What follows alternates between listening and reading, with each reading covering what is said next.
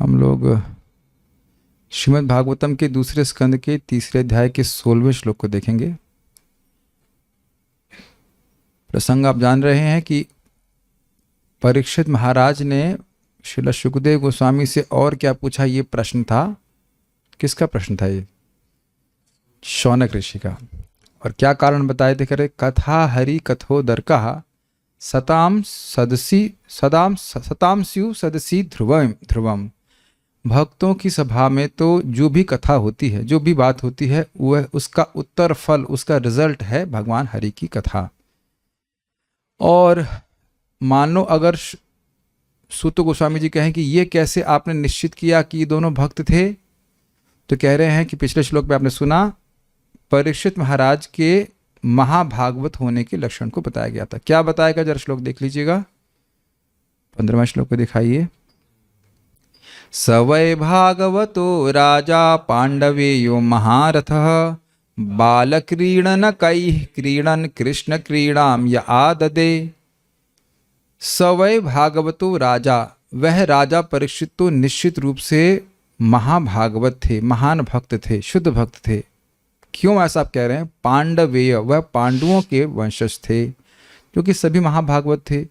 महारथ, और भगवान के अनुग्रह से वह महापराक्रमी भी थे, तो उनका अनुग्रह, भगवान का भी अनुग्रह उन पे था।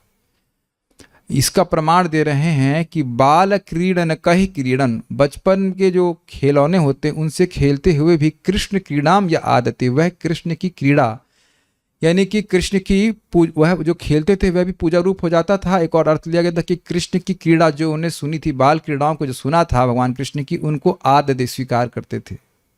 आपने एक शब्द सुना है उपादेय, उप आदेय।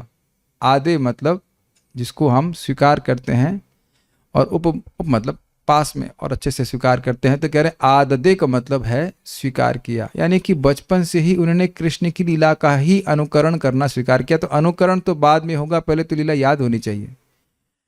लीला याद होगी, लीला में आसक्ति होगी, तब उसका अनुकरण करेंगे। और कह रहे हैं कि केवल कृष्ण की लीला का ही अनुकरण कर रहे थे, अभिनय करते रहते, इसमें वह अभिनिविष्ट रहते। अब अगला श्लोक कह रहे हैं कि एक संदेह हो सकता है कि ठीक है, श्रोता बड़ा अच्छा था, लेकिन हो सकता है कि वक्ता भगवान का भक्त ना हो। तो कह रहे नहीं, ऐसा नहीं था। भगवान जो वक्ता हैं श्रील सुखदेव गोस्वामी, वह भी महान भक्त थे, उसका प्रमाण वह यहाँ पे दे रहे हैं। मेरे पीछे बोलिए। वैयासकिश्च भगवान, वैयासकिश्च भगवान् वासुदेव परायणः, वासुदेव परायणः उरुगाय गुणोदारः, उरुगाय गुणोदारः सतां स्युर्हि समागमे, सतां स्युर्हि समागमे। वैयासकिश्च भगवान वासुदेव परायणः, वैयासकिश्च भगवान् वासुदेव परायणः उरुगाय गुणोदारः, सतां स्युर्हि समागमे, उरुगाय गुणोदारा सतां स्युर्हि समागमे। वैयासकिश्च भगवान वासुदेव परायणः, वैयासकिश्च भगवान् वासुदेव परायणः उरुगाय गुणोदारः, सतां स्युर्हि समागमे, उरुगाय गुणोदारा सतां स्युर्हि समागमे। वैयासकिश्च भगवान वासुदेव परायणः, वैयासकिश्च भगवान् वासुदेव परायणः उरुगाय गुणोदारः, सतां स्युर्हि समागमे, उरुगाय गुणोदारः सतां स्युर्हि समागमे। बोलिए एक बार। वैयासकिश्च भगवान् वैयासकिश्च भगवान वासुदेव परायणः वासुदेव परायणः, उरुगाय गुणोदारः उरुगाय गुणोदारः, सतां स्युर्हि समागमे। सतां स्युर्हि समागमे। अंडरस्टैंड? बोलिए। वैयासकिश्च भगवान् वैयासकिश्च भगवान वासुदेव परायणः वासुदेव परायणः, उरुगाय गुणोदारः उरुगाय गुणोदारः, सतां स्यूर क्या पढ़ेंगे इसको? सतां स्युर्हि समागमे।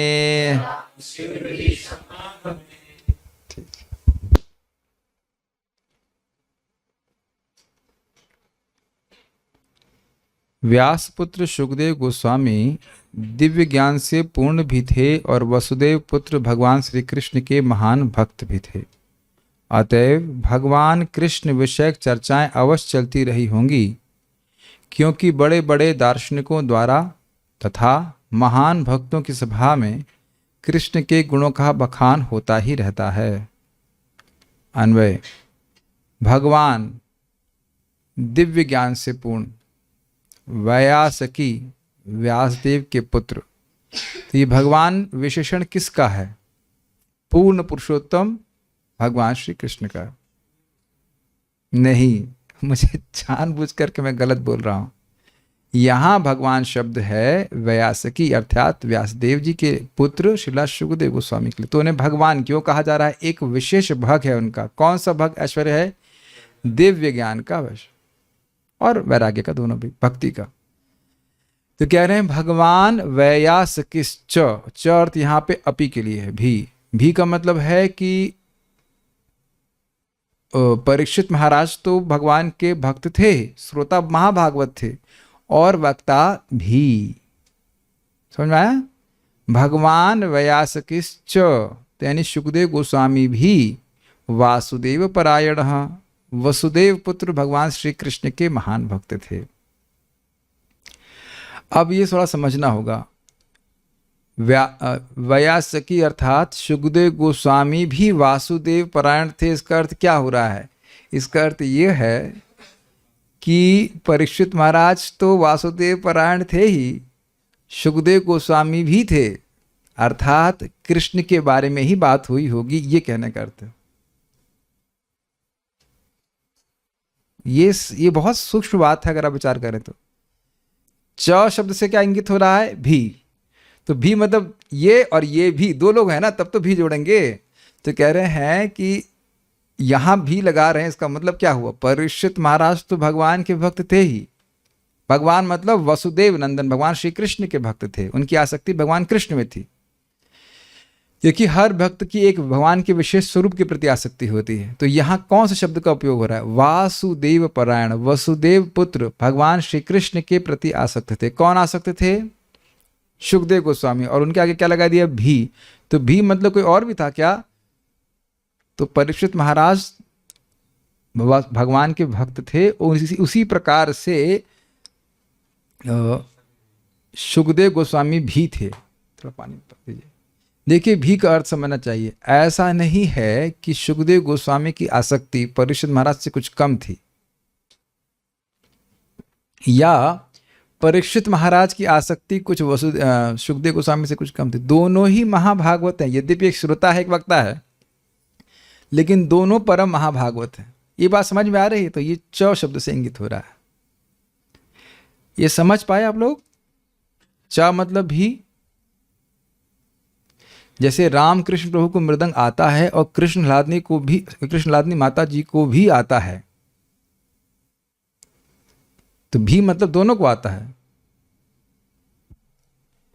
समझ में आ रहा है ना? भी का मतलब हो कि दोनों को जोड़। लेकिन यहां पे हो सकता है कुछ ऊपर नीचे हो, लेकिन यहां पे हो सकता है कि आप थोड़ा 2-4 ताल अधिक जानते हो, 1-2 ताल एक्स्ट्रा जानते हो, ये हो सकता है। लेकिन यहां जो बात हो रहा है भी का अर्थ दोनों ही एक ही प्रकार से वसुदेव नंदन भगवान श्री कृष्ण में आसक्त हैं, इसलिए कथा भी केवल कृष्ण विषय की ही हुई होगी। और प्रमाण है दशम स्कंद, 3000 श्लोक केवल कृष्ण की लीला के ही हैं। एक पूरा स्कंद भगवान श्री कृष्ण पे ही है। और उद्देश्य यही था, आप जानते हैं कि जितनी कथा हो रही है उसका उद्देश्य है कि अंततो गत्तव है कृष्ण की लीला ही सुनना चाहते हैं। क्या इस बात को आप समझ पा रहे हो? ये प्रभुपाद जी के तात्पर्य में बात आएगी और जीव गोस्वामी जी की टीका में भी बात आएगी। च शब्द का अर्थ समझ रहे हैं? ठीक। तो कह रही दोनों, अब ये भी महान भक्त हो गए, तो कह रहे हैं सताम, महान भक्तों की सभा समागम में सम्यक रूप से आगम होता है। आगम मतलब आना और सम मतलब सम्यक।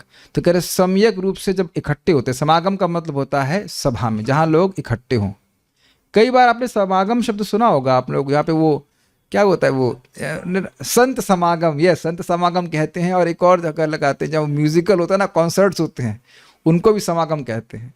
तो कह रहे हैं सताम समागमे, भक्तों के सम्यक रूप से आगमन पर, जब भक्त लोग एक साथ इकट्ठे होते हैं तो ही निश्चय ही, तो संदेह से निसंदेह बात है कि उरु गाया, उरु मतलब बहुत ज़्यादा और गाय मतलब गाया जाने वाला, तो कह रहे हैं महान दार्शनिकों द्वारा महिमान्वित भगवान कृष्ण के। उरु गाय भगवान कृष्ण का नाम है और इसका अर्थ समझाया जा रहा है कि उरु मतलब बड़ा, तो बड़े बड़े लोगों के द्वारा गाए जाने वाले, जिनका यश बड़े बड़े लोगों के द्वारा गाया जाता है। क्या प्रमाण है? यम ब्रह्मा वरुणेन्द्र रुद्र मरुतः स्तुन्वन्ति दिव्य स्तवै। समझ में आया? जिनकी दिव्य स्तुतियों में कौन स्तुति करते हैं? शिव जी, ब्रह्मा जी, वरुण, इंद्र आदि। तो बड़े बड़े लोग हैं कि नहीं, ये कितने बड़े लोग हैं ये भी हम धारणा नहीं कर सकते। शिव जी कितने बड़े हैं और इंद्र कितने बड़े हैं, इसकी धारणा हम छोटे से जीव नहीं कर पाएंगे। और ऐसे ऐसे लोग भगवान श्री कृष्ण को नतमस्तक होते हैं। स्तुन्वन्ति दिव्य स्तव है, दिव्य स्तवों में करते हैं। तो बहुत सुंदर सुंदर श्लोकों के द्वारा बड़े बड़े लोग भगवान श्री कृष्ण की महिमा गाते हैं, इसलिए उनको उरुगाय कहते हैं। तो कह रहे हैं उरुगाया गुणोदारा, भगवान उरुगाय अर्थात भगवान श्री कृष्ण के उदार गुणों की कथास्यु। देखिए कथा शब्द यहाँ पे अन्वय को पूरा करने के लिए रखा गया है। कथा शब्द आपको संस्कृत में श्लोक में नहीं मिला, तो कह रहे हैं गुणोदारास्यु कह दीजिए। भगवान के गुण होते हैं, तो गुणों होते हैं इसका अर्थ क्या हुआ? गुणों का व्याख्यान होता है, इसलिए कथा शब्द जोड़ दिया गया। तो कह रहे हैं गुणोदारा कथास्यु, उदार गुण है। उदार गुण मतलब उन गुणों को सुनने से जीव की जो इच्छा है वो पूर्ण हो जाती है। उदार का अर्थ क्या होता है? जेनरस। और क्या पर्यायवाची होगा उदार का, बताइए? दयालु, मैग्नानिमस। अच्छा, इंग्लिश में, उर्दू में बताइए फिर। हिंदी में उदार का अर्थ समझ गए होगे। उदार का मतलब व्यापक हृदय वाला। उदार धी सुन लिया था हमने, व्यापक खुले दिल वाला, खुले दिल वाला, ये भी उर्दू ही है, लेकिन महान से नहीं क्लियर हो रहा। खुला दिल कहा जाएगा, उसका हृदय बहुत व्यापक है, खुला हुआ है। तो जो चाहे, जो इच्छा हो वो पूर्ण करने वाले हैं। तो इस प्रकार से वहाँ होती रहती है, कथा होती रहती है। यानी भक्तों का काम ही यही है कि वे भगवान के यश को गाते रहते हैं। शिव जी जहाँ 24 घंटे बस भक्तों की कथा, भगवान की कथा ही कहते रहते हैं, भागवत कथा में ही बैठे रहते हैं। दूसरे भक्त बोल रहे हैं इंग्लिश में ओपन हार्टेड। हाँ तो ठीक है, मैं हिंदी में पर्यायवाची पूछ रहा था, ठीक है। मैं सोच रहा हूँ कि I can start class in English also. If everybody understands English only then what is the difficulty in speaking English? Anyways, सब लोग समझते हैं। तो ये है, आगे देखते हैं। वैयासकिश्च भगवान, वैयासकी अर्थात व्यासदेव जी के पुत्र भी भगवान यानी दिव्य ज्ञान से परिपूर्ण थे और वासुदेव परायण, भगवान वासुदेव के वह भगवान वासुदेव नंदन भगवान श्री कृष्ण के महान भक्त थे। तो कह रहे हैं उरुगाया गुणोदारा। उरुगाय का अर्थ क्या है?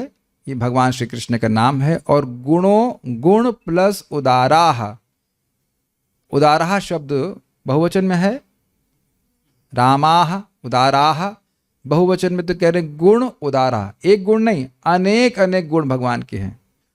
उनका सताम सूर्य ही समागम, जब भक्त लोग इकट्ठे होते हैं तो भगवान श्री कृष्ण की ही चर्चा करते हैं।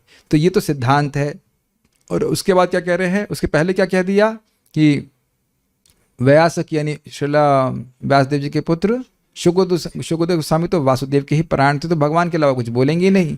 और परीक्षित महाराज भगवान के अलावा कुछ सुनेंगे नहीं। तो निश्चित रूप से कथा जो भी आपस में वो बात किए होंगे, जो भी प्रश्न किए होंगे, उसका उत्तर फल क्या है? हरि कथा। और हमें क्या लाभ होगा? हरि कथा। और हरि कथा ही सबसे बड़ा लाभ है, इसलिए आप हमको बताइए। ऑल रिक्वेस्ट, ठीक है। श्रीधरी, श्री भगवान का एक नाम उरुगाय है। जहाँ पर भगवत भक्तों का समागम होता है वहाँ पर श्री भगवान के गुणों से परिपूर्ण होने के कारण महान कथाओं का होना स्वाभाविक ही है। अतएव उस कथा को आप हम लोगों को सुनाएं। अभी बात बहुत साधारण सी लग रही है, लेकिन देखिए स्वाभाविक का क्या अर्थ होता है? हर व्यक्ति अपने स्वभाव के अनुसार कार्य करता है कि नहीं, और उसको करना बहुत अच्छा लगता है कि नहीं। तो अब वाकई हम भक्त बने तो हमने ये चेक करना होगा कि हमारा स्वभाव किस प्रकार का प्रस्तुत हो रहा है।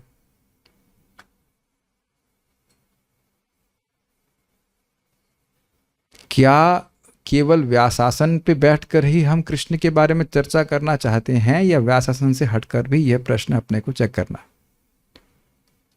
that urge to speak is dovetailed for Krishna or not, that has to be seen. कुछ बोलने की इच्छा है लेकिन विचार करना चाहिए कि क्या ये भगवान का यश? बहुत टफ है, आप ऐसा मत सोचिए इतना आसान है। और लाभ आप जानते हैं कि वाणी को संयमित करने मात्र से, वाणी को भगवान की सेवा में लगाने मात्र से व्यक्ति मृत्यु से तुरंत मुक्त हो जाता है। ये क्या प्रमाण है प्रभु जी, इसका क्या? तो बहुत बड़ी बात कह दी आप। अगला श्लोक के लिए आप जरूर आइए। 2:3-17 आयुर्हरति वै पुंसाम उद्यनस्तंचयन्नसौ यत् ऋतेषणो नीता उत्तम श्लोक वार्तया। हम पहुंच ही गए इस श्लोक तक, बस एक दिन और होगा। कल तक अगर भगवान ने जिंदा रखा तो हम जरूर बोलेंगे, बहुत उत्साहित उसको बोलने के लिए। कैसे केवल वाणी को संयमित करने से, हरे कृष्णा बोलने से और कथा श्रवण करने से ही व्यक्ति तुरंत ही मृत्यु से मुक्त हो जाएगा। पहले भी आप सुन चुके हैं, मृत्यु शामित्र कर्मणि। जो व्यक्ति भगवान की कथा को सुन रहा है वह मर नहीं रहा है, लग रहा है, दिख रहा है मर रहा है, लेकिन उसको छोड़ के सब लोग मर रहे हैं, वो नहीं मर रहा है। ये बहुत बड़ा लाभ है। और मान लीजिए यही स्वभाव बन जाए तो, और आप लोग बारंबार ये देखते हैं, सब लोग महसूस भी करते हैं कि दुनिया की हम बातें करते हैं तो शोक, मोह और भय, बल्कि मैं देख रहा हूं कि एक व्यक्ति हैं, उनके साथ हम सेवा करते भी हैं, वो बोलेंगे ही तो भय दिखा करके, प्रभु जी ये नहीं होगा तो ये हो जाएगा, वो नहीं होगा तो ये वो हो जाएगा, और ये नहीं करेंगे तो वो बहुत बड़ा नुकसान हो जाएगा, इत्यादि इत्यादि। मैं तो केवल इसकी नब्ज देखता हूं कि इस शब्द का, इस वाक्य का प्रभाव क्या है। प्रभाव अगर शोक, मोह और भय है तो कौन सी वार्ता है बताइए? भौतिक वार्ता है। कोई वार्ता कर रहे हैं और उसका रिजल्ट आ रहा है शोक या मोह या भय, तो क्या वार्ता है? ऐसे आप नब्ज टच करें, हाँ शोक हुआ, हाँ ठीक है, मोह, हाँ भय, हाँ, तीनों में से कुछ एक भी हुआ तो उसका रिजल्ट क्या है, इसका कंक्लूजन क्या है? ये भौतिक वार्ता है। और आप प्रत्यक्ष देखेंगे, समझें या ना समझें, लेकिन कथा का प्रभाव ही आप देखेंगे शोक, मोह और भय ने। कुछ क्षण के लिए तो व्यक्ति को याद आता है कि अरे हम तो आत्मा हैं। कुछ क्षण के लिए मोह गया कि नहीं? कुछ क्षण के लिए तो व्यक्ति का अज्ञान नष्ट होता है, कुछ क्षण के लिए तो ऐसा होता ही है ना। प्रभाव आप प्रत्यक्ष देख सकते हैं। ये जीवन में आप चेक कीजिएगा, रोज नरसिंह देव से प्रार्थना करना है, please protect me from Asad वार्ता। क्योंकि कई बार हमको पता भी नहीं चलेगा कि हम असद वार्ता कर रहे हैं, और वो हमारे कृष्ण की सेवा रूपी धन को छीन लेगी। मन कर रहा है कुछ बोलने का, लेकिन हम ब्रह्मचारी क्लास में बोल सकते हैं, बस छोड़िए। सारार्थ दर्शनी भगवान अर्थात सर्वज्ञ सुखदेव गोस्वामी। भगवान का एक भग मतलब होता है ऐश्वर्य, और उसमें एक ऐश्वर्य क्या है? ज्ञान। तो कह रहे हैं सर्वज्ञ सुखदेव गोस्वामी। अब इसका कितना रस है इसमें क्या रस मिल गया भाई? देखिए परीक्षित महाराज जो जो पूछे होंगे, सुखदेव गोस्वामी जी उसको बोलने में समर्थ होंगे, ये कहने का अर्थ है। ये नहीं कि परीक्षित महाराज भगवान के बारे में पूछे, दामोदर लीला सुनाई, अरे भूल गया है कि नहीं? एकदम हठात बोल दे जाए कि दामोदर लीला को विद कमेंट्री एंड टीका सब पढ़ाई, अरे नहीं, ऐसे कैसे, किताब पढ़ना पड़ेगा, है कि नहीं? सोचने वाली बात है ना कि अब एक श्लोक को तैयार करने में हम लोग को काफी समय लगता है, 1 घंटा तो कम से कम लगेगा ही। तो विचार करेंगे और पढ़ेंगे, देखेंगे, 3-4 बार देखते हैं तब जाके कुछ बोल पाते हैं। और यहाँ देखिए धड़ाधड़ बोल रहे हैं। हम तो घबरा रहे हैं कि 5वें स्कंद रूपी समुद्र को कैसे पार करेंगे हमको तो डर लग रहा है। सृष्टि के बारे में बात होगी, कैसे पार होगा? अभी तो बहुत समय है वहां तक पहुंचने में, लेकिन कैसे पार होगा? बहुत कठिन है। तो सुखदेव गोस्वामी जी देखिए धड़ाधड़ बोलते जा रहे हैं कि नहीं, भगवान का यश। आप लोग को बहुत आसान लगता है ना, एक श्लोक याद करने में नानी याद आती कि नहीं? और यहाँ 18,000 श्लोक बोलते जा रहे हैं, बोलते जा रहे हैं, बोलते जा रहे हैं, और एक से एक सुंदर श्लोक है। तो कह रहे हैं भगवान, मतलब वो भगवान है, समर्थ हैं, जो परीक्षित महाराज प्रश्न करेंगे उसका खूब उत्तर बढ़िया देंगे, और ऐसा चुन के उत्तर देंगे कि कृष्ण कथा ही मुख से निकलेगी। डिफिकल्ट और ईजी, वेरी डिफिकल्ट। 7 दिन तक कृष्ण के विषय, कृष्ण से इतर एक भी बात नहीं बोलना, बिना कुछ खाए, बिना कुछ सोए और पानी भी पिए। कठिन नहीं लग रहा आपको? ये आसान बात लगती है? कभी सोचिए आप इस तरह से 7 दिन कभी प्रयास कीजिए कि कृष्ण के अलावा, कृष्ण को सुख देने के अलावा कोई बात ना निकले। ये कुछ विशेष बात नहीं लग रही है आपको? और प्रश्नों को ठीक ठीक समझना, उसका बोलना।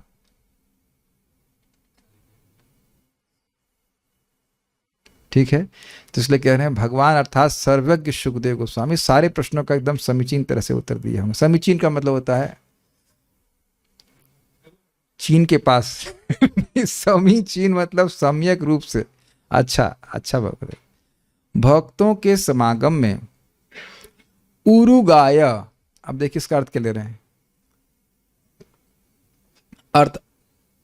अर्थात जिनकी बहुविध कीर्ति है, बहुत प्रकार की कीर्ति है। कैसे कीर्ति? भगवान दयालु हैं, दीन बंधु, भगवान दीन वत्सल हैं, एक कीर्ति है। और भगवान भक्त वत्सल हैं, राधा रानी के प्रिय हैं, राधा कांत हैं। रावणंत कर माखन तस्कर, गोपी जना वस्त्रहारी, ब्रजेर राखाल गोप वृंदापाल, चितहरी वंशीधारी। तो जो मंगल आरती सुबह की वृंदावन की आप जानते हैं, उसमें भगवान के यश है ना। और ऐसा नहीं कि भगवान के यश लिमिटेड हैं, बहुविध कीर्ति है कि नहीं। परम पूज्य राधा गोविंद महाराज विनोद कर रहे थे कि देखिए इस जगत में किसी लड़की की शादी होनी होती है, ये लड़के की शादी होनी होती है, तो सीवी लिखते हैं, तो सीवी में सोचते हैं कि गुण क्या लिखे है कि नहीं, कुछ सोच सोच के गुण लिखना पड़ता है कि नहीं। गलत तो नहीं कर रहे हैं, नहीं होता वह भी लिख देते हैं। खाना, अरे 35 लोग खाना तुरंत बना देती है, अब चाहे वो 3 लोग का ना बना पाए, लेकिन झूठ भी लिख देते हैं। परम पूज्य सचिनंदन महाराज बता रहे थे कि ऐसे भी होता है, जगत में लोगों का गुणगान किया जाता है और गुणगान में वो खुद इतनी आश्चर्य करता है कि मैंने तो ये काम किया नहीं है, लेकिन ये इस्कॉन का गुणगान है, ये लोग करना चाहते कर लेने दो, कोई दिक्कत नहीं। लेकिन भगवान का जो यश गाया जा रहा है वो सच है कि नहीं। चलिए भगवान पे थोड़ा सा केस चला दें। माखन तस्करी भगवान ने करी कि नहीं करी? करी है, बिल्कुल सत्य बात है। और रावण का मर्डर किए कि नहीं किए? किए। गोपी जना वस्त्रहारी, ये सब काम कृष्ण किए हैं, लेकिन ये सब भगवान की बहुविध कीर्ति है। बांसुरी बजा रहे थे कि नहीं रात में? रोज ही बजाते हैं। एक एक जो यश आप गाते हैं वो सब, अच्छा वो बलि महाराज ने धोखा किए कि नहीं किए? तो एक एक बात जो आप बोल रहे हैं भगवान की वो सच है। और जब हम बोल रहे हैं तो कृष्ण कहीं ना कहीं काम भी कर रहे हैं। ये काम नहीं मतलब सेंस लीला कर रहे हैं। जो बहुविध कीर्ति है, वो थी नहीं है। जो कीर्ति है उस कीर्ति के अनुसार कहीं किसी ब्रह्मांड में भगवान लीला कर रहे हैं। अगर अभी हम वामन देव की लीला का चर्चा करें तो भगवान कहीं वामन की लीला कर रहे हैं। अगर दामोदर लीला की हम बात कर रहे हैं अभी, तो दामोदर लीला भी कहीं हो रही है and we are connecting to it. Is this digestible? भगवान के सारे गुण शाश्वत हैं। इस समय भगवान कहीं भीष्म देव कहीं ना कहीं भगवान कृष्ण के ऊपर बाण चला रहे होंगे और भगवान अर्जुन को बचा रहे होंगे। ये समझ में आ रहा है? ठीक है। ये कैसे समझना चाहिए? जैसे सूर्य इस समय कहीं उदित हो रहा होगा कि नहीं सौरभ प्रभु, और हर क्षण कहीं सूरज उदित हो रहा है कि नहीं। भले यहां रात्रि है लेकिन हर क्षण कहीं उदित हो रहा है, और जैसे कहीं उदित हो रहा है फिर कहीं और उदित हो रहा है। समझ पा रहे हैं उपासना माता जी? इस समय सूर्य कहीं उदित हो रहा है कि नहीं? हो रहा है। और जैसे जहां उदित हो रहा है उसके कुछ ही क्षण बाद या अगले क्षण अगले स्थान पर उदित हो रहा है। तो हर जगह सूर्य के उदित होने की लीला शाश्वत हो गई कि नहीं? हर जगह नहीं, हर क्षण सूर्य के उदित होने की लीला शाश्वत है। उसी प्रकार से भगवान श्री कृष्ण सूर्य हैं, तो सूर्य के समान उनकी लीला हर ब्रह्मांड में हर क्षण होती रहती है। यहां मारा पूतना को तो फिर दूसरे क्षण किसी और ब्रह्मांड में मार रहे हैं। उरुगाय अर्थात जिनकी बहुविध कीर्ति, बहुत प्रकार की कीर्ति है, ऐसे विश्व विश्रुत कीर्ति वाले। 2 पॉइंट हैं यहां समझने का प्रयास। एक कि बहुत प्रकार की कीर्ति है और वह कीर्ति पूरे विश्व में गाई भी जाती है। किसी की कीर्ति बहुत अधिक हो, लेकिन इसका अर्थ यह नहीं है कि पूरे विश्व में उसको लोग जानेंगे। ये 2 गुण समझ पा रहे हैं। बहुविध कीर्ति, उरु शब्द में उरु का क्या अर्थ आप लोग समझ पाए थे? बहुत बड़ा, बहुत ज्यादा। तो बहुत ज्यादा को 2 तरह से लीजिए। एक बहुविध कीर्ति, बहुत प्रकार की कीर्ति। आप लोग एकदम ठंडे पड़ गए, लग रहा है कुछ समझ नहीं आ रहा है। बहुत सारे विविधताएं हैं, बहुत सारे मतलब अनंत विविधता है। और उसके बाद ऐसे विश्व विश्रुत कीर्ति वाले, मतलब ये जो यश हैं भगवान के, ये खूब जाने भी जाते हैं। ऐसा नहीं कि खूब भगवान के यश हों, लोग जान न रहे हों। तो बड़े बड़े लोग इस भगवान के यश को गाते हैं वाले, ऐसे उरुगाय श्री कृष्ण वाले भगवान श्री कृष्ण के गुणों से युक्त विषय होंगे, जो उदारहा अर्थात उदारता पूर्वक मनोवांछित अर्थ प्रदान करते हैं। इसको थोड़ा समझने का प्रयास कीजिए। हमारे हृदय में मान लो कोई इच्छा है और किसी व्यक्ति के पास जाते हैं तो खूब खुले दिल से उसको पूर्ण करता है, तो उसको उदार कहते हैं कि नहीं? और नहीं तो उदार का विपरीत क्या आप लोग जानते हो? कंजूस। एक और शब्द कहते हैं कंजड़। कंजड़ सुना आपने? कंजड़ का भी यही अर्थ था, कंजड़ कंजूस। एक कंजड़ कहीं का 2 रुपया भी नहीं दिया है कि नहीं? मान लो कोई लाइफ मेंबर बनाने जाए 35,000 रुपये, अरे हमारे पास कुछ नहीं है, इत्यादि इत्यादि, जाइए करके। तो क्या कंजूस आदमी, कुछ नहीं देता है। तो कह रहे उदार है। अब उदार क्यों है, कौन सी मन की इच्छा को पूर्ण करना चाहता है, वह आप टीका में सुनिए। बहुत ध्यान से सुनना होगा तब समझ में आएगा। दिस इज ब्रिलियंट कमेंट्री, और बहुत ध्यान से सुनेंगे तब समझ में आएगा। उस सभा में स्थित एवं परवर्ती काल में जन्म ग्रहण करने वाले जो भी सारे भक्त गण हैं, उनकी निश्चित रूप से मन की अभिलाषा को यह पूर्ण करने वाले उदार गण हैं। इसलिए वे सारे गुण उसी स्थान में श्रील सुखदेव गोस्वामी प्रवर्तित करेंगे।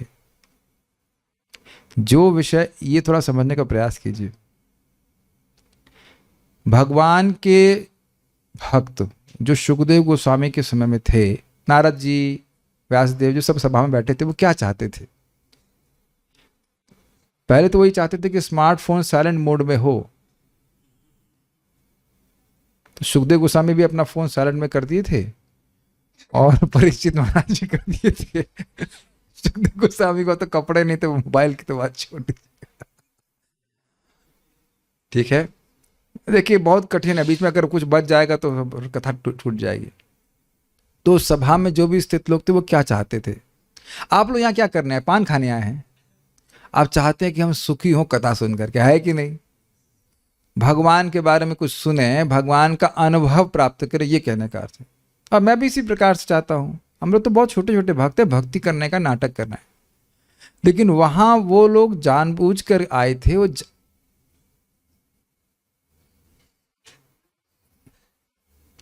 किसका बज रहा है फोन? ये भी नहीं पता चल रहा है किसका है। तो वहां पे आप जानते हैं कि परीक्षित महाराज शरीर छोड़ने वाले हैं। यह पूरे ब्रह्मांड के ऋषि मुनियों को पता चल गया था। और एक काम करिएगा, अब आप दरवाजा बंद कर दीजिए। आप जाना जिसको जाना चाह सकते हैं, दरवाजा बंद कर दीजिए। I am just getting disturb.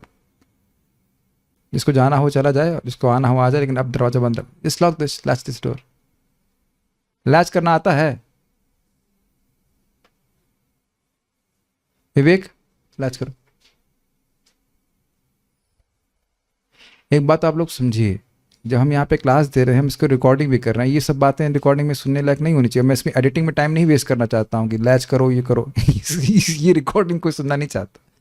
This are not ordinary topics. और ये समझने में के लिए आपको बहुत फोकस करना पड़ेगा, तब समझ पाएंगे। Let us focus again. उस सभा में स्थित जो भक्त थे, कौन थे? नारद जी। किस सभा में? जब परीक्षित महाराज शरीर छोड़ना चाह रहे हैं।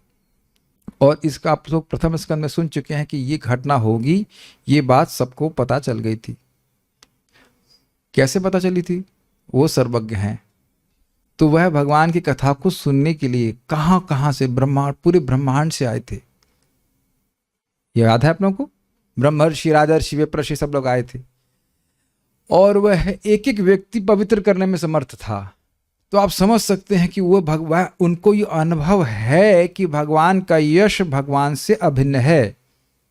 हम लोग को ये अनुभव नहीं है, ऐसा मतलब पूरा अनुभव नहीं हो रहा है, बहुत ही कम अनुभव है। लेकिन जो भाव स्तर पे हैं, प्रेम स्तर पे हैं, उनको जैसे ही वो भगवान का यश सुनते हैं, वो उनको सीधे भगवान की प्रत्यक्ष अनुभूति होती है। पहले ये बात समझ पा रहे हैं कि नहीं?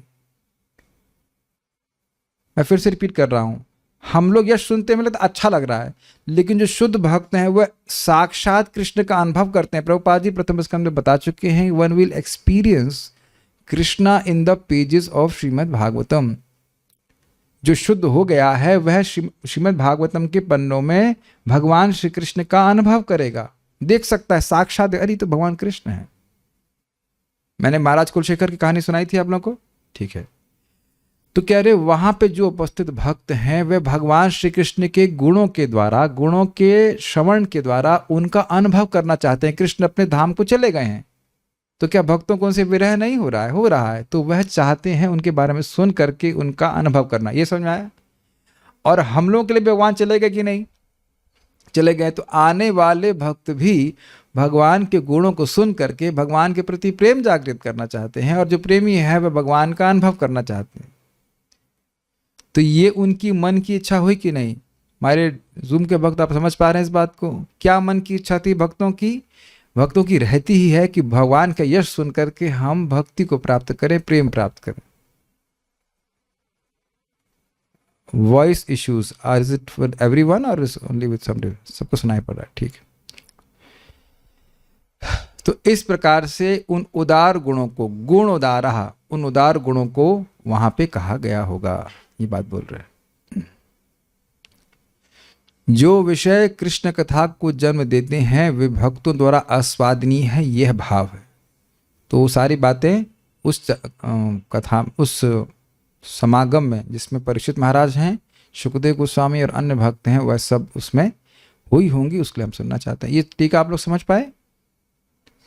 भगवान का यश गाया जाएगा, और वो यश कैसा है? भक्तों को सुख देने वाला है, ठीक है? क्रम संदर्भ। एक बालक के रूप में श्री कृष्ण के प्रति राजा परीक्षित की आसक्ति का वर्णन करने के पश्चात सुखदेव गोस्वामी राजा के समान ही कृष्ण के प्रति आसक्त हैं, यह वर्णित किया गया है च शब्द से। समझ में आ गया आपको? च शब्द था भी के अर्थ में, वैयासकिस च, यानी जिस प्रकार से परीक्षित महाराज आसक्त हैं ऐसे ही सुखदेव गोस्वामी। च शब्द से श्री कृष्ण के प्रति सुखदेव गोस्वामी की महाराज परीक्षित के समान ही आसक्ति को बोधित किया गया है। अतः इस स्थिति में वासुदेव शब्द, वासुदेव शब्द भगवान विष्णु के बजाय वसुदेव नंदन कृष्ण को इंगित करता है, अर्थात कृष्ण विषयक बात ही हुई होगी। और आप ये भी देखेंगे भागवतम में जिस प्रकार से भगवान श्री कृष्ण की लीलाओं का वर्णन हुआ है, उस प्रकार से अन्य अवतारों का वर्णन नहीं हुआ है, लेकिन उस प्रकार से नहीं हुआ, संक्षेप में हुआ है। Do you agree with that? अब जो लोग भागवतम पढ़ते हैं वो जानते हैं इस बात को। तो दोनों की आसक्ति कृष्ण के ही बारे में श्रवण करने की थी, इसलिए दोनों ने भगवान कृष्ण के बारे में सुना। ये बात बोल, च शब्द से सूचित हुआ। आगे हम पढ़ रहे हैं, भक्तों की सभा में उर्गाय अर्थात जिनकी कीर्ति अत्यधिक गाई जाती है, उनके गुणों द्वारा अर्थात महान गुणों की वार्ता होती है। अर्थात दो भक्तों के उपस्थित होने से प्रधानता श्री कृष्ण चरित्र की कथा होंगी, ये भाव स्पष्ट है। पाद प्रबोधन देखिए, भगवान अर्थात ज्ञान वैराग्य आदि से युक्त वैयासकी अर्थात सुखदेव गोस्वामी वासुदेव परायण अर्थात भगवान श्री कृष्ण के भक्त हैं। ये कॉमन बातें हैं, आगे भी कुछ है इसमें। अब जरा देखिए, वहां उपस्थित जन भी भगवान के भक्त थे, इसलिए उन भक्तों के सत्संग में उरुधा गीयते, उरुधा बहुधा का अर्थ क्या समझते हैं? बहुत प्रकार की। उरुधा का अर्थ क्या हुआ? बहुत प्रकार की। तो उरुधा गीयते इति उरुगाह, समझ में आया? ये उरुगाय शब्द की व्याख्या कर रहे हैं कि बहुत प्रकार से जैसे जिनकी यश को गाया जाता है उसको उरुगाय कहते हैं, अर्थात विभिन्न प्रकार से जिनके गुणों का गान किया जाता है। ऐसे उरुगाय जो भगवान हैं उनके महान गुणों के द्वारा यथाधिकार धर्मादि 4 प्रकार के पुरुषार्थों की हेतुभूत कथा ही हुई होगी, यह अन्वय है। इसका अर्थ क्या हुआ? देखिए, समझने का प्रयास कीजिए। जो लोग कथा में बैठा, हर कोई व्यक्ति कथा में बैठा है तो हर एक का अधिकार एक नहीं है। हर व्यक्ति भगवान का प्रेम नहीं चाहता है, ठीक है? वो कथा सुन रहा है तो उसके अधिकार के अनुसार जो उसकी इच्छा है उसको वह कथा पूर्ण करेगी। क्या आप लोगों ने इस प्रकार से सुना नहीं? अब आगे सुनेंगे भी कि ये जो कथा सुनता है इसका ये फल प्राप्त होता है। श्रीमद् भागवत में ही वर्णन है। फल तो कथा का एक ही है और वह है भगवान का प्रति प्रेम। लेकिन सभी लोग प्रेम नहीं चाहते, तो जो कोई भौतिक इच्छा भी रखता है तो वह भी देने वाली है। धर्म, अर्थ, काम, मोक्ष जो चाहे वह देने वाली है। यद्यपि कथा का सुनने का प्रयोजन क्या है? कथा में आसक्ति, भगवान में आसक्ति। तो कह रहे उदार का यह भी अर्थ है कि जो चाहते हुए प्राप्त हो जाएगा। ये हम लोग प्रथम स्कंद के पहले श्लोक में सुन चुके हैं कि भगवान की कथाओं में, भागवत के विषयों में अवगाहन, अवगाहन का मतलब डूब जाने से जो इच्छा है वह पूर्ण हो जाएगी। Is it okay? तो ये कह रहे हैं इसलिए इनको गुणोदारः, भगवान के यश को सुन रहा है और वो उदार यश है, जो तुम्हारी इच्छा है वो पूर्ण कर देंगे। Is it okay?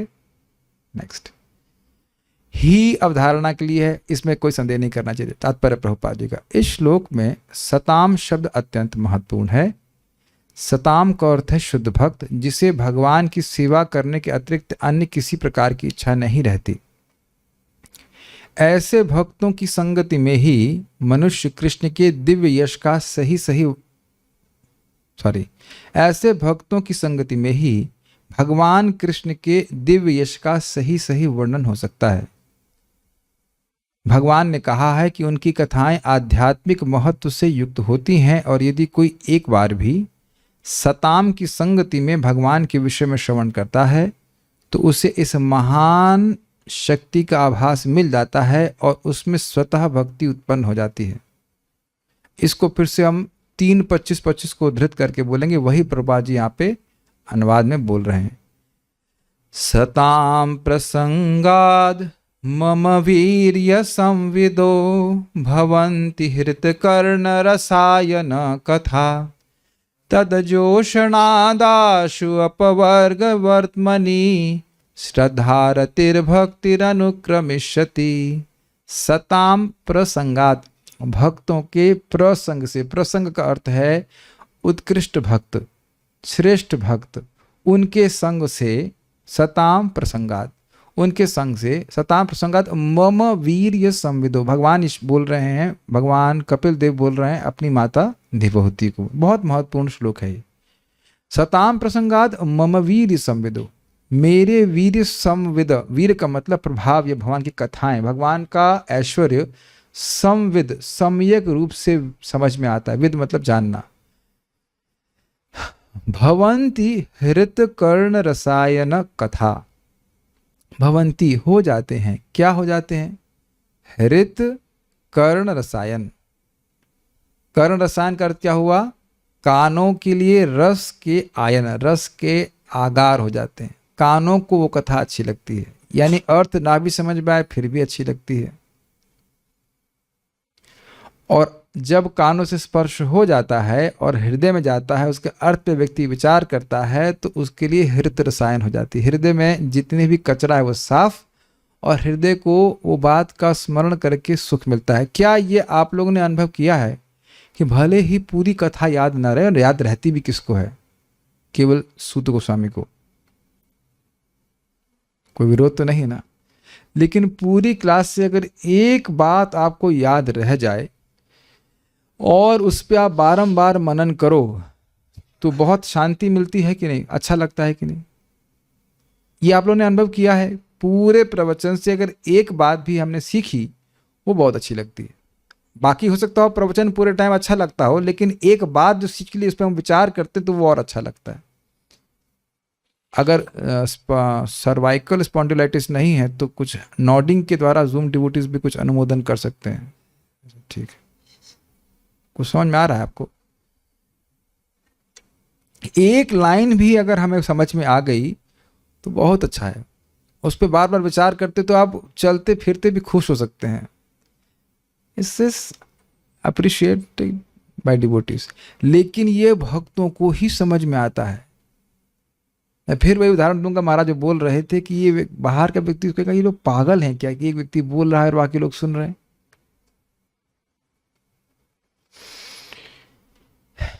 तो ये बात है। तो इसलिए ये बहुत इंपॉर्टेंट चीज़ है कि इस शक्ति का आभास मिल जाता है, भगवान कितने महान है इस समझ में आ जाता है। और नेक्स्ट लाइन क्या है, तद जोषणाद आशु अपवर्ग वर्त में। जोषणाद का अर्थ है जो लगा है इस प्रकार से भक्तों के संग में आकर भगवान के बारे में सुन रहा है। तो तद जोषणाद आशु अपवर्ग वर्तमनि, अपवर्ग यानी मुक्ति का वर्तम यानी रास्ता खुल जाता है, बहुत जल्दी खुल जाता है।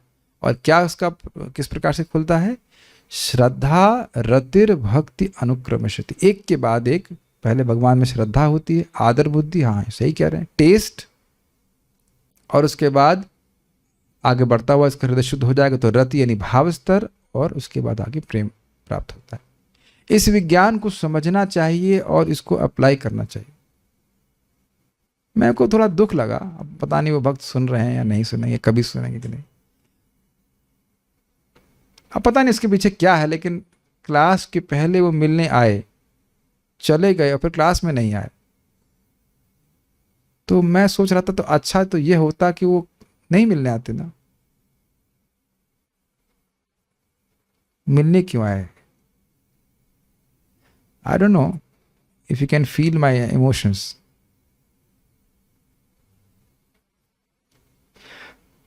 Are you able to follow. क्या करने आए साधु से, शक्ल देखने के लिए आए।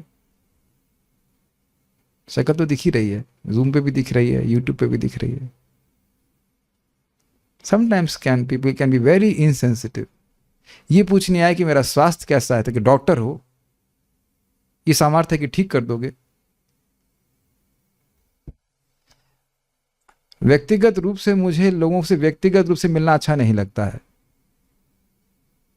क्योंकि कोई ये तो पूछता नहीं प्रभु जी वो 3.2.1 में क्या लिखा है, ये तो कोई पूछता नहीं है।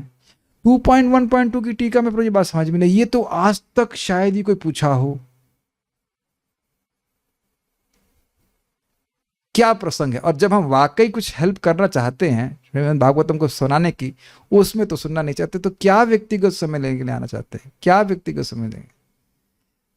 ये मेरी ही बात नहीं है, परम पूज्य राधा गोविंद महाराज बता रहे थे, एक सन्यासी थे इस्कॉन के, बड़े महान सन्यासी, वो दिल्ली मंदिर में क्लास दे रहे थे, तो शिष्य क्लास में ही नहीं आया।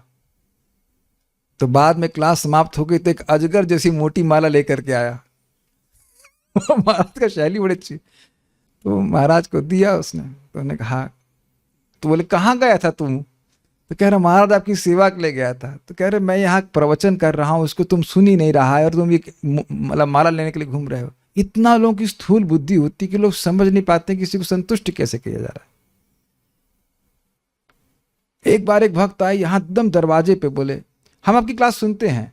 मैंने कहा अच्छा, तो कब मिल सकते हैं आप। हमने कहा क्लास के बाद मिलिए। मैं जानबूझ करके बोला हाँ, और वो क्लास के बाद आए ही नहीं। मैं जानबूझ के चक्के, हमने कहा अभी 10 बजे से गीता क्लास है, उस 11 बजे क्लास समाप्त हो जाएगी, एज इफ मैं उनको भगा रहा हूं, इज इट नॉट। मैं जानबूझ के टेस्ट करने के लिए कि क्या वो क्लास सुनना चाहते हैं। यहां पे एक आप आश्चर्य करोगे, क्लास के पहले एक व्यक्ति 5,000 रुपए दे के गए, कह रहे कि हमने क्यों देना, कह रहे आपको दर्शन करने आए हैं, और उनका जो दर्शन दिया जा रहा है उसमें कोई रुचि नहीं है। अमेजिंग। लोग समझ नहीं पा रहे हैं कि सहायता कैसे भक्त लोग देते हैं। भागवत बड़ा स्पष्ट बोल रही है, उक्ति भी वाणी के द्वारा सहायता करता है। आप सोचिए कभी वैद्य जी के पास गए हैं, फीस भर के आ गए और प्रिस्क्रिप्शन लेके आए हो, ऐसा कभी करता है वैद्य जी ठीक है आप। क्या कभी जाकर वैद्य जी से आप पूछे हैं कि वैद्य जी आप कैसे हो। और कभी ऐसा हुआ है कि डॉक्टर के पास जाओ, अपना फीस भर दिया, उसके बाद यही ना बातचीत हो कि हम ठीक कैसे होंगे। This is amazing how people are not conscious. तो ये मैं इसलिए सब बातें क्यों बोल रहा हूं, पसंद आ रहा है। भक्तों के संग में आकर के भगवान के बारे में सुनने से फायदा होता है। Does that make sense. It doesn't make sense to many people. Prabhupada ji एक जगह लिख रहे हैं, if he does not want to come to our discussions, why is staying here, why is staying here, why should he be there. ऐसा करके प्रभुपाद डांट रहे हैं। क्या जरूरत है उसको हमारे साथ रहने की। Taking shelter of association of devotees means taking shelter of shravan kirtan process. भक्तों के संग में रहने का अर्थ यही है कि श्रवण कीर्तन के प्रोसेस में का शरण लेना। परम पूज्य राधानाथ महाराज के बारे में सुने हैं, जो उनके प्रारंभिक शिष्य थे यहाँ चौपाटी में, घंटों क्लास दिया करते थे। पता है आपको, गौरांग प्रभु और राधा गोपीनाथ प्रभु सब लोग शुरुआत के बैच वाले थे, घंटों घंटों महाराज क्लास देते थे।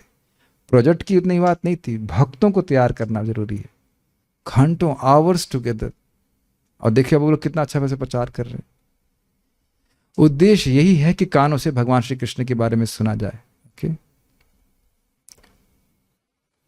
ठीक, ये विज्ञान को समझना चाहिए कि किसके पास जाने से किस प्रकार से लाभान्वित हो सकते हैं।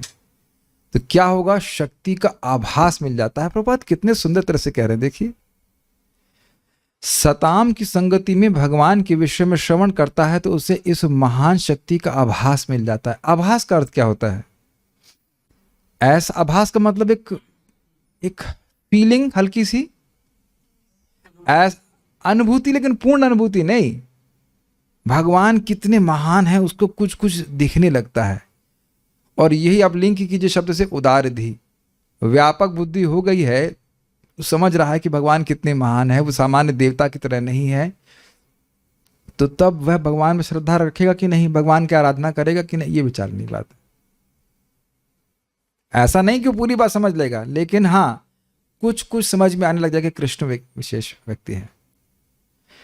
जैसा कि पहले कहा जा चुका है, महाराज परीक्षित जन्म से ही भगवान के भक्त थे, उसी तरह शुकदेव गोस्वामी भी थे।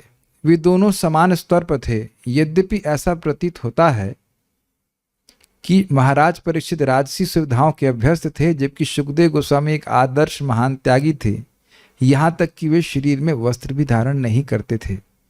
ऊपर ऊपर से दोनों में विरोधाभास दिख सकता है, लेकिन मूलतः दोनों ही अनन्य शुद्ध भगवत भक्त थे। जब ऐसे भक्त इकट्ठे जुटते हैं तो उनके पास भगवान की महिमा चर्चा करने या भक्ति योग के अतिरिक्त अन्य कोई विषय नहीं रहता। भगवत गीता में भी जब भगवान तथा उनके भक्त अर्जुन के बीच वार्ता हुई तो भक्ति योग के अतिरिक्त कोई दूसरी चर्चा नहीं हो सकती थी। फिर आप प्रश्न करेंगे, नहीं, लेकिन भगवत गीता में तो कर्मयोग है, ज्ञान योग का वर्णन है, अष्टांग योग का वर्णन, पूरा अध्याय भाई साहब। लेकिन देखिए छठे अध्याय का आखिरी श्लोक क्या है? योगिनाम अपि सर्वेषां मद्गतेन अंतरात्मना श्रद्धावान भजते यो माम समय युक्त तमो मतः। जितने भी योगी हैं, कर्म योगी, ज्ञान योगी, अष्टांग, जो कुछ भी हैं, योगी नाम अपि सर्वेषां मद्गतेन अंतरात्मना श्रद्धावान भजते यो माम। जो हृदय में उठते बैठते चलते हुए निरंतर मेरा ही स्मरण करता है, समय युक्त तमो मतः, वह सभी युक्तों में युक्ततम है। युक्ततम मतलब सुपरलेटिव।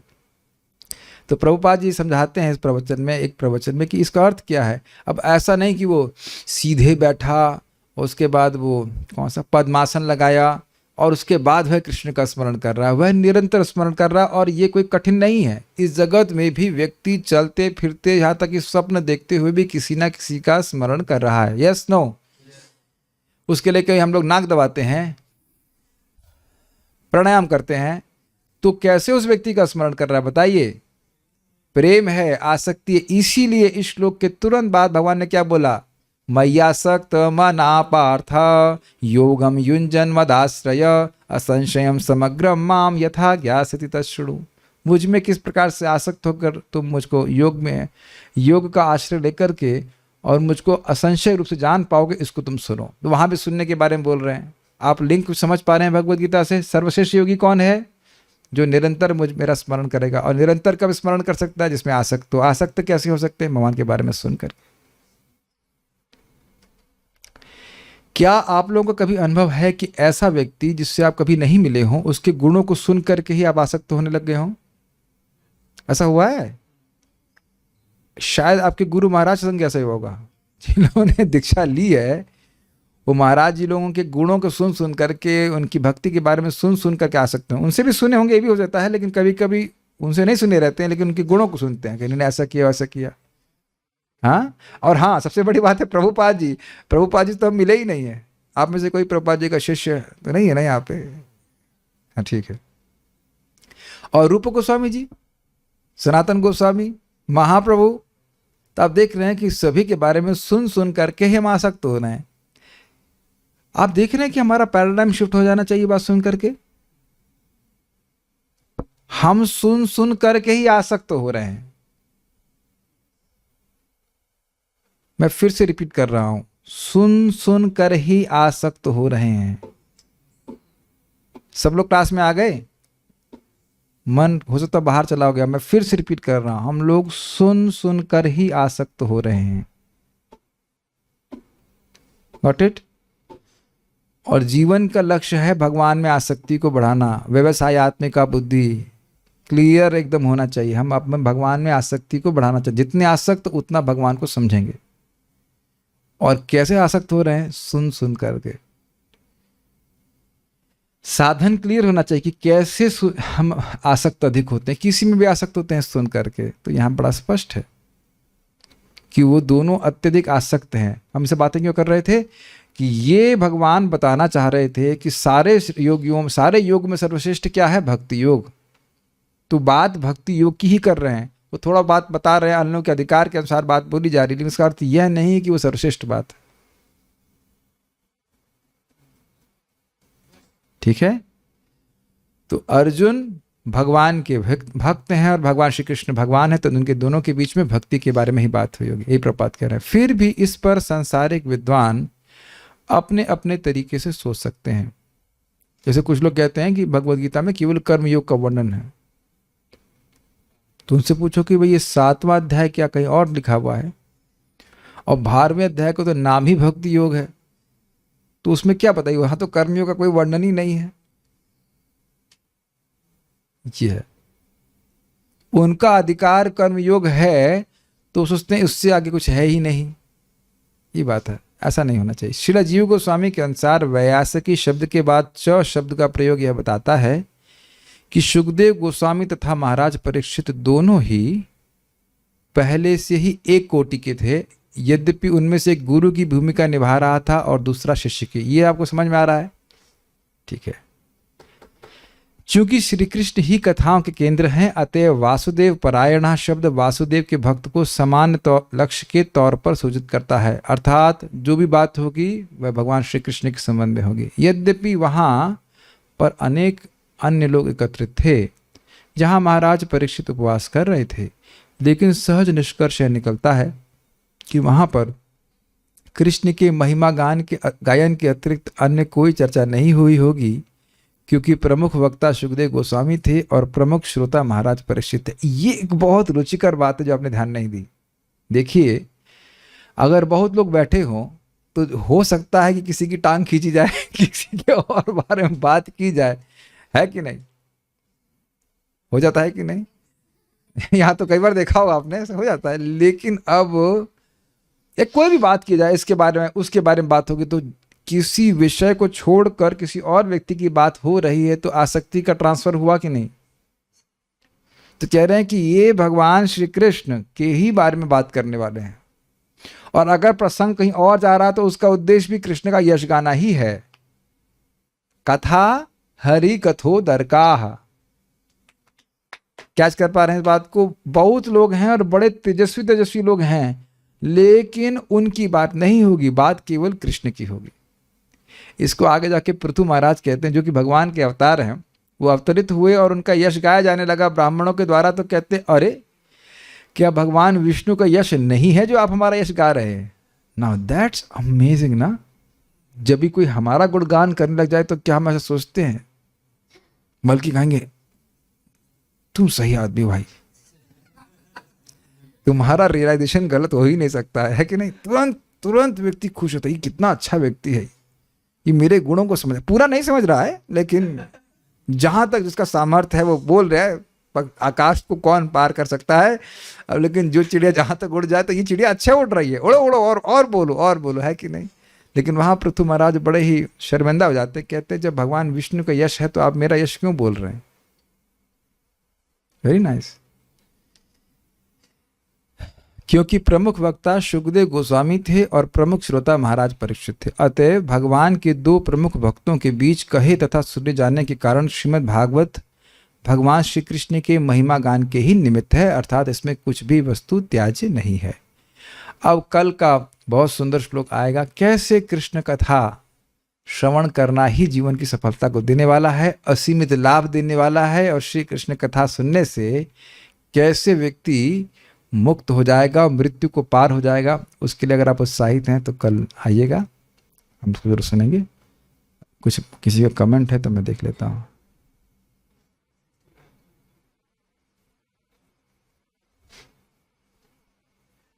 वृंदावन में रहने के लिए क्या योग्यता है? भगवान की कृपा।